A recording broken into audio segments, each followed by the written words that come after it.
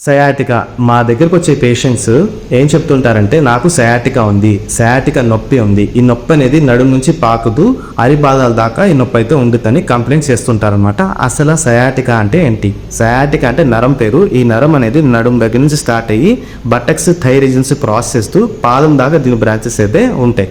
ఎప్పుడైతే ఏదో కారణం చేత నడుము దగ్గర ఈ సయాటికా అనేది ఒత్తిడి ఏర్పడుతుందో అప్పుడు ఈ లక్షణాలతో పేషెంట్ బాధపడుతుంటాడనమాట.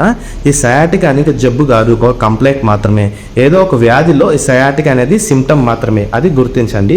ఈ సయాటికా నర్వ్ ఒత్తిడి వల్ల వచ్చే లక్షణాలు, ఇబ్బందులు ఎవరిలో గమనించవచ్చు అంటే, లాంగ్ స్టాండింగ్ జాబ్ వాళ్ళు ఉంటారు కదా, traffic police, constable, conductor, chef, guards, ఇలాంటి వారిలో, అండ్ టైలరింగ్ చేసేవాళ్ళు, అండ్ హెవీ డ్రైవర్స్లో కూడా ఈ సయాటికా నర్వ్ వల్లే వచ్చే ఇబ్బందులు గమనించవచ్చు.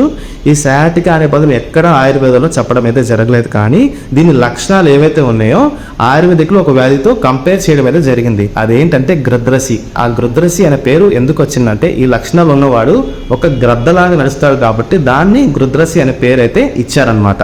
Thank you.